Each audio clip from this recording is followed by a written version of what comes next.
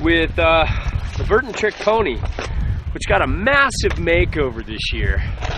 It's like camber eye for the snowboard guy. Get this off here, make sure it's not in my glove, but you can see it's got camber between the feet going to rocker after the bindings, and it's a pretty aggressive ride. I would, you know, the old Trick Pony, it's kind of like mellow, boring, flat to rocker. This has a much more lively camber feel underfoot because that nice little bow underfoot. But you know, it's not super easy to butter like the old Trick Pony. This Trick Pony takes a little bit of work at the tip and tail, but I gotta say, it's a fun ride. It carves pretty well. It turns really quick edge to edge, just snapped edge to edge really quick. Pops really well between the feet, and like right from here, you can lean back and pop up, and it really pops well. Not so much a buttering board, pretty easy switch.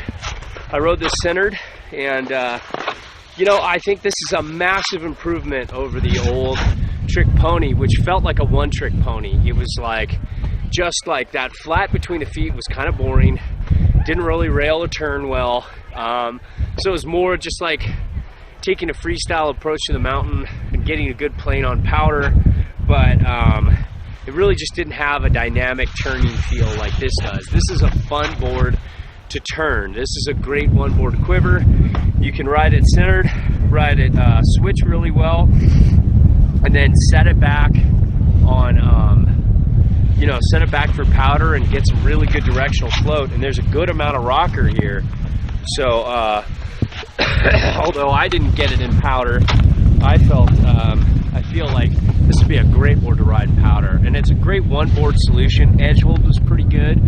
I felt like it gripped this hard snow. We have soft and slushy at the bottom, hard at the top. Good snow in some areas, but there's definitely some harder snow underfoot, and I felt this did a good job. So all in all,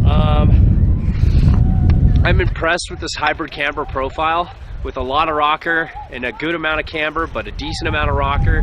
I think it's a fun thing that they're doing, and I'd like to see more all mountain boards like this. I would say if this could just butter a little easier, this would be a board that I'd like to own and ride every day, because it covers all the bases. You know, one of the most fun things for all mountain riders to do is make good turns, and that's what this board does. So you know, but then have the ability to set it back and powder and get some decent float.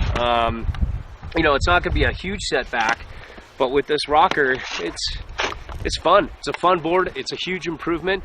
Tim, what'd you think? You rode the wide. I rode the 154.